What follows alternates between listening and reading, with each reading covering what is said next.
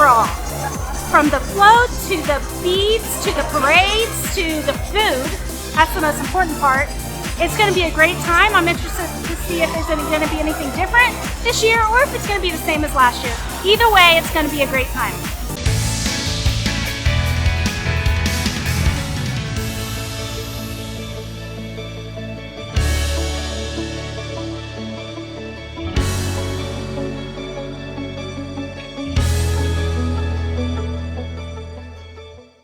It is Mardi Gras time, and Mardi Gras is such a fun thing at Universal Studios. It's one of my favorite events that they do all year long. It is such a fun thing to do. They have so many things, concerts, they've got food, rides, beads, everything, just like Candy said. And this event really runs for a long time, so you got some time to actually experience it. You won't miss it February 4th through April 16th. So that's basically 2 full months of Mardi Gras to get here, spend some time in it, get some of the concerts, and I cannot wait to get going. The food is so good. I cannot wait to try some of this stuff. I already got one thing on my mind that I really want to see. I don't know if we'll get to it tonight, but I'm hoping we get to it. Getting our first look at some of the booths here. This is our first time to Mardi Gras this year. It's already been out for over a week. We just finally made our way here.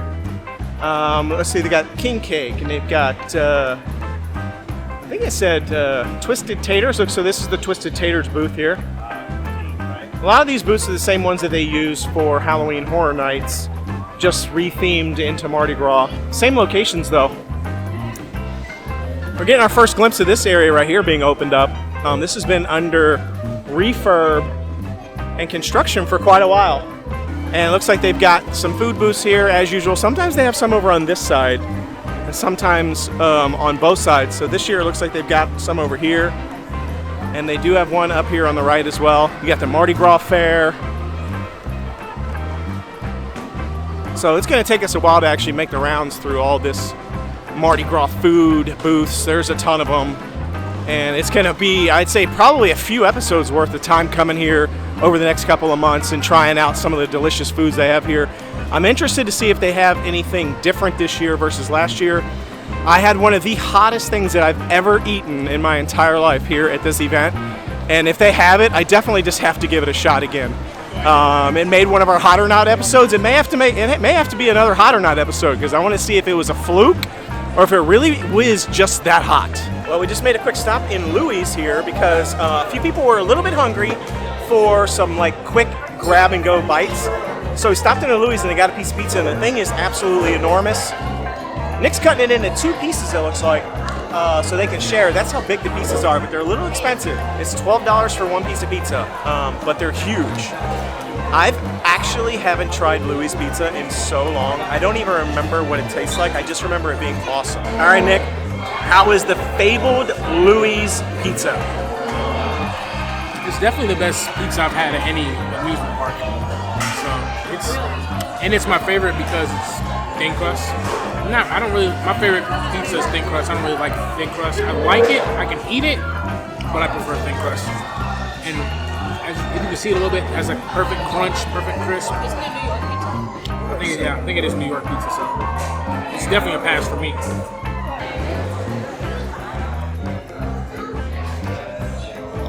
So good. Oh my gosh, hot.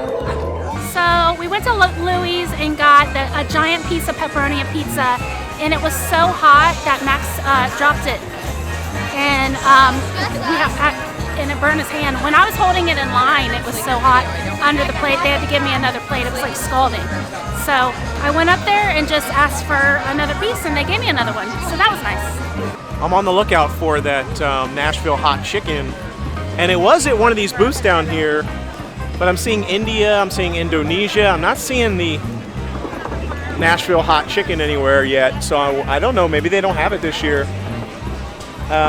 It was actually the booth further down there, but it also wasn't at that booth either, so we'll keep looking. I don't know if they're gonna have it, but they have some interesting looking dishes. They had the Indian booth look really good, and Indonesia looks kind of interesting to me too.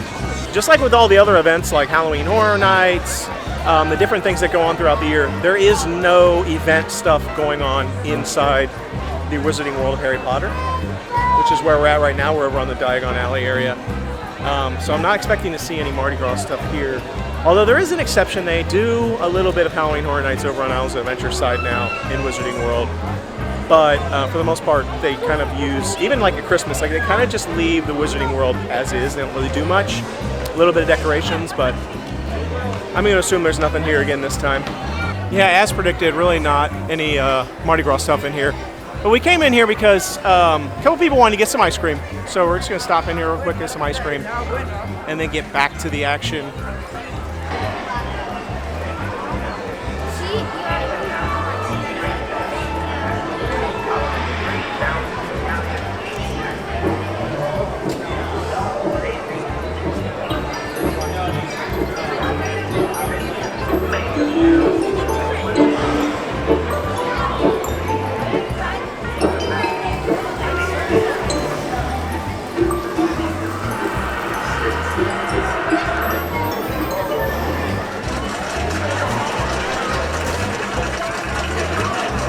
Headed over to the parade. I'm actually walking down the parade route right now. You can see behind me. You see people lined up all the way on both sides. The parade's happening right now. It just hasn't reached this part of where I'm standing. Actually, it will come right through here. It does a loop. It kind of does a loop around the entire park. It starts over here by sort of where like Beetlejuice is, goes down the side street over onto the main street, does a circle over by the Mummy, comes back around by Louie's, and then it'll come up behind me right here, back to Transformers, and then go over there by Beetlejuice and go out again. So actually the best place to stand for the Mardi Gras parade is right there at the entrance where it comes out near Beetlejuice, because the parade actually goes through there twice. Once on the way in, once on the way out. So you get double the chances to see the parade and to catch all the different beads, because people on the floats will be throwing beads out. So you get two chances to actually get some beads. You're gonna see the parade going by. I kept saying Beetlejuice, but what I really meant was the Universal Horror Makeup Show, because Beetlejuice does the pre-show for the horror makeup show. So that's what I meant when I was saying Beetlejuice. But you can see the parade going by right there. So we're gonna see if we can get in here and get some of the beads. Oh, that floats. All the floats are totally new every year.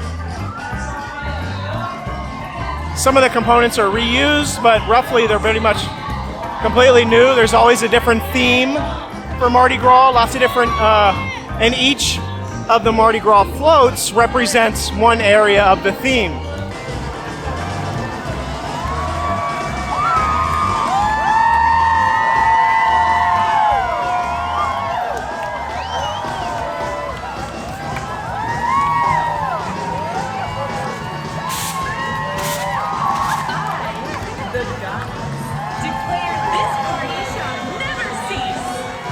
One of the really cool things about the parade, and I'm going to yell a little bit loud here because I don't know if you can hear me over all the music, but one of the really cool things about the parade that happens every year is you can actually be on the float. You can be on the parade yourself. You can be one of the people that throws the beads out. They usually have sign-ups that come out for annual pass holders that will come out a couple of months before Mardi Gras starts, and you got to be really quick on the trigger to get a spot. We've gotten them before that way, and then sometimes we don't get it that way. But that's okay, because if you get here before the parade and you go over by Simpsons Land, you can sign up at the last minute to hitch a ride on one of these floats. Even if you didn't have a reservation, you can get on the standby list, and you're probably highly likely to get a spot if you go there early enough. We've done that in the past. It's a lot of fun. We're going to try to do it again this year. We'll have to do standby and see how it goes. Sorry.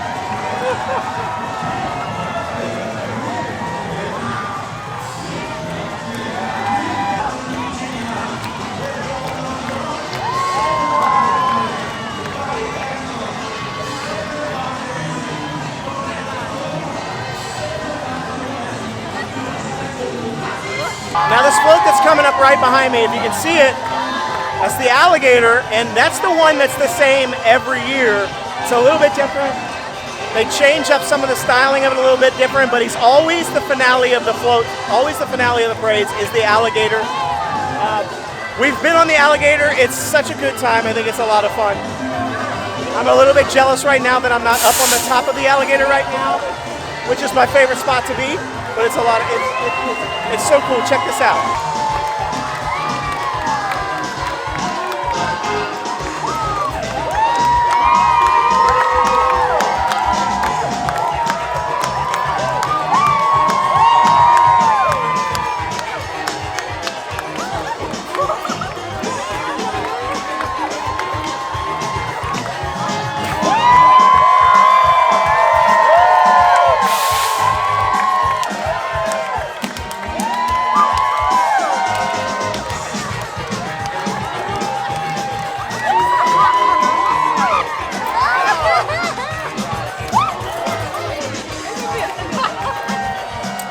So interesting this year, he's got the Universal Annual Pass Holder Party Animal section here, and it's all blocked off, but it's actually a really nice space for the parade viewing. Special seating, or I wouldn't say seating, standing area, right here where I was just saying is the best place to be because the parade comes through here twice. You can see we're over here by the Universal, the horror makeup show, and it's also not that crowded in there. So that's a really nice perk this year of having this annual pass holder section. Pretty cool.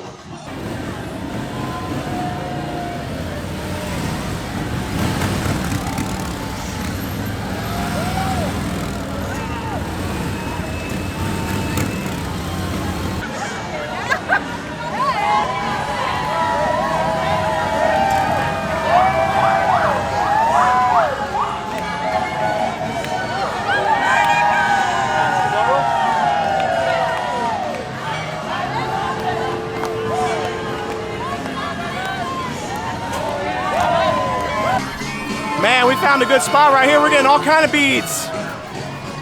First, because we're like the only people here. Beads, catching the beads. Woo!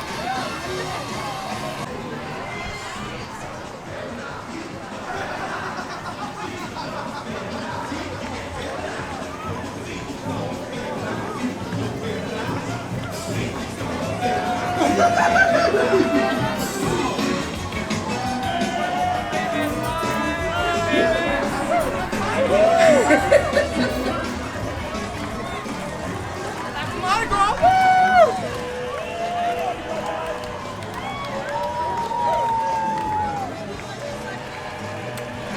Woohoo! Some beads. Woohoo! Now we got some beads. Check that out. Look at all those beads we collected. Woohoo! That was a good haul right there. Sometimes I walk away with like one bead, no beads. And actually we left our first spot and we just kind of headed, and then we hit a second spot because we didn't go to the annual pass holder thing because I didn't know about it, so that's new. So we went to a second spot because we were headed over here and we were like, let's go over this direction, and we hit the other side of the circle. And man, it was like a mother load. They were just dropping all over the place, raining from the sky. So got the beads. And the party is definitely just rocking here at Mardi Gras. And I think we're going to try and head to the tribute store now. It's moved.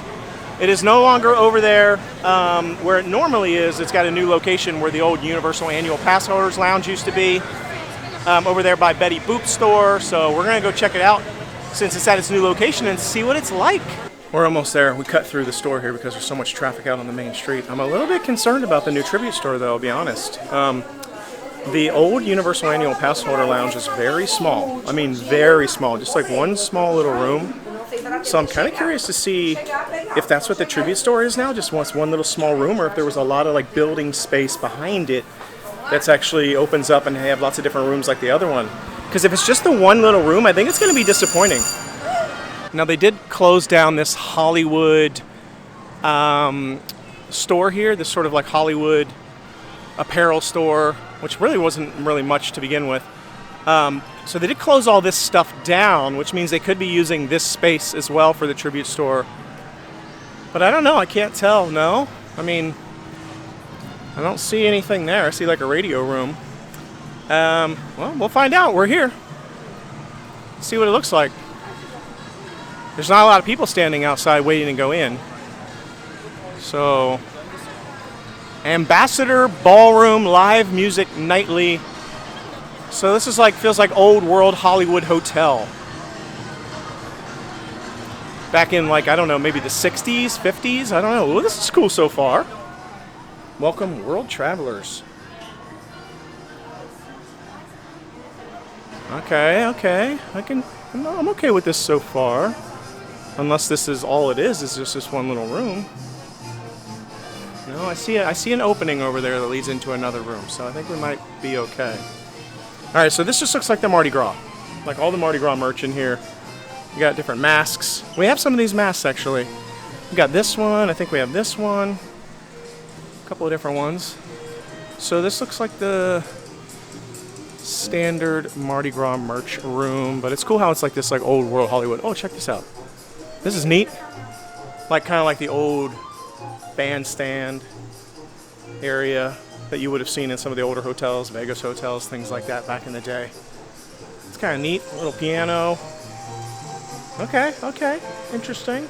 All right, I got the lowdown from the team member. She told me that this was the 1920s ballroom. So that was the decade. I didn't know what decade, and apparently it's the 1920s, so that's pretty cool. But now we're heading in to the next room. Now we're in the back alley. Sounds scary. And it's kind of neat. Kind of cool so far. I mean, it's got all these like little like upper balcony areas. Maybe like New Orleans style balcony areas. But it's all very dark in here and ominous and a little like kind of janky. It's got like posters like plastered up on the walls. And it feels a little dirtier. Even though it's super clean in here, it just feels dirtier. What does that say? Compt Ikira, I don't know, something Avenue? Can't read that, don't know what it says. But look at this. It's like this like busted little like doors right here. Some sort of, ooh, this is kind of a cool entrance or exit really. There's like a grate right there. And there's this tree in the middle. It's kind of neat. Little like warehouse, like dolly here. Yeah, so it's kind of neat. So we went from the cool like 1920s Grand Hotel out to the back alley. And again, just more merch for Mardi Gras. So plenty of merch to choose from, but it looks like a lot of the merch that's in here, it's kind of like the darker tones. This is like a tie-dye, but it's got like dark black and purple. Versus the previous room, which is sort of like the brighter colors, the golds, the purples, the greens. But it seems like a lot of the merchandise in this room is kind of like the darker side of Mardi Gras. Which is kind of cool, like skeletons and stuff and gestures. Kind of neat, I like it. Check this one out. It's got this like dark, obviously it's the dark black like t-shirt, but it's got these cool pops of color on it with a little skeleton. So it's kind of neat. I dig it. Okay, let's check out the third room. It says service entrance only. And you can see right here it says closed for violation of National Prohibition Act by order of the United States District Court. All persons are forbidden to enter premises without order from the United States Marshal. And there's this like big like steel door covering it. And so apparently this is supposed to be a speakeasy, like a hidden tucked away speakeasy back in the era of Prohibition. You weren't allowed to have alcohol. It was illegal. And so all these little speakeasies popped up. And this is giving very, very much like Enzo's Hideaway vibes over in Disney World in Disney Springs. So it's like hidden, tucked away little gem where you could get away, do a little bit of dancing, have a little bit of alcohol. Max is playing the piano. So yeah, it's got this like underground brick and mortar feel to it.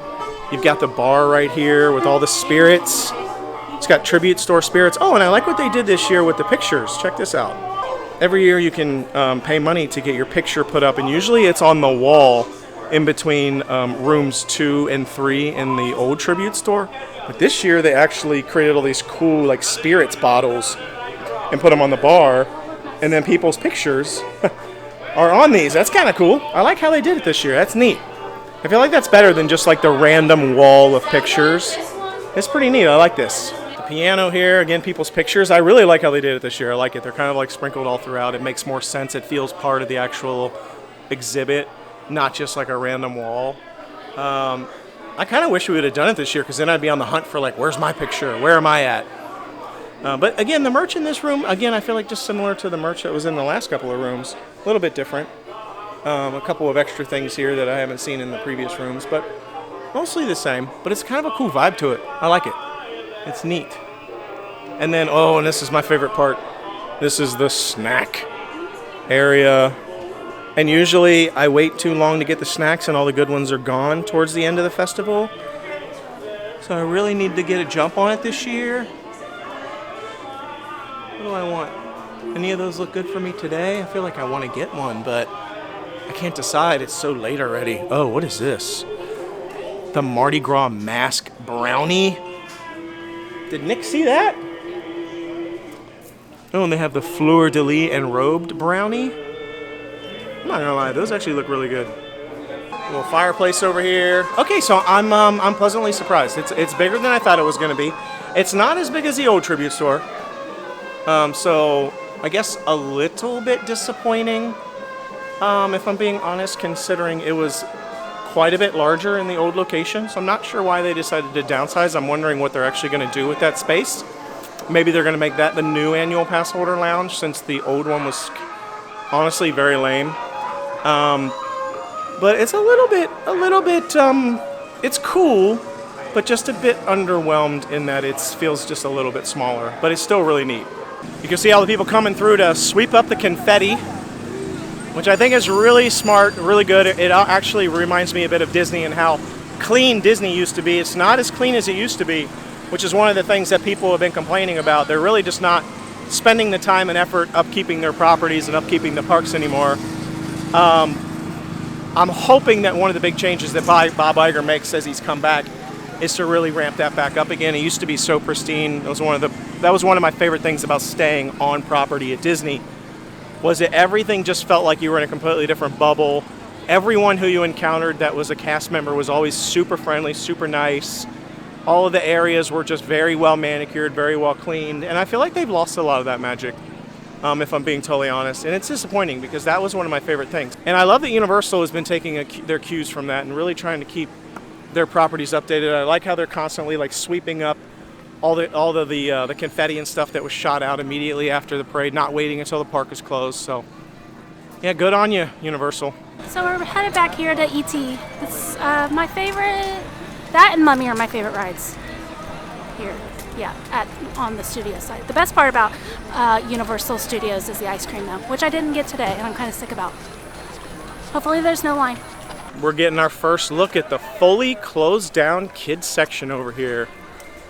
People were hoping it was going to be themed after Nickelodeon, because they have the little SpongeBob store over here, but I forget the reason why they can't do that, so I think it's going to be DreamWorks themed.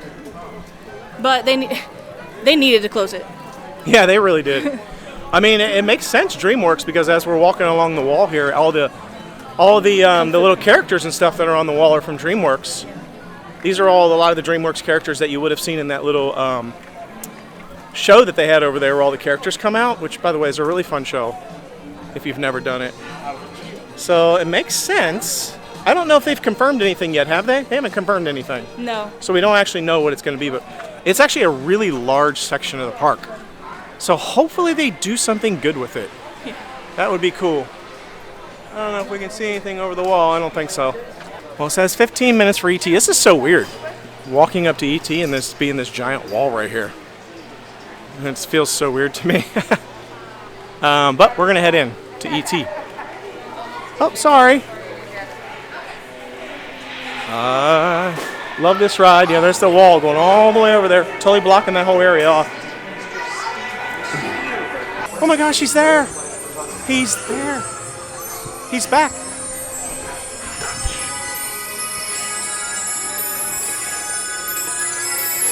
He's back. He's been gone forever.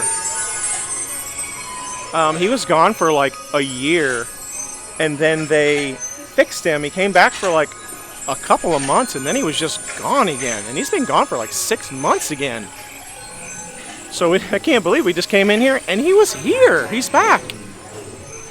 Honestly, he's a big part of the ride. The question though is, okay, yeah, he's going down. I was wondering if he was just standing there permanently, or if he still does his come up and come down thing. But he is going down, so cool. Good to know it's back. Got him. Bottom of the hill.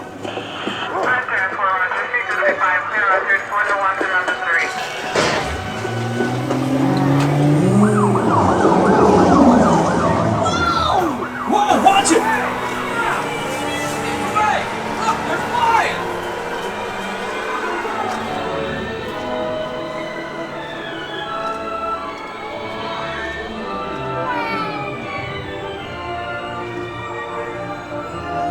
E.T., go to Tickly.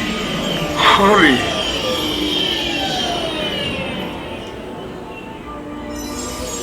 E.T.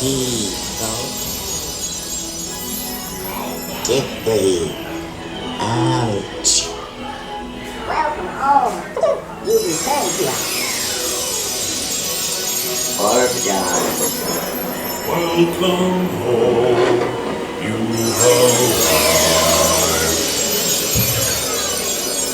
have Mad Dog. You have saved our planet! Come, celebrate with us!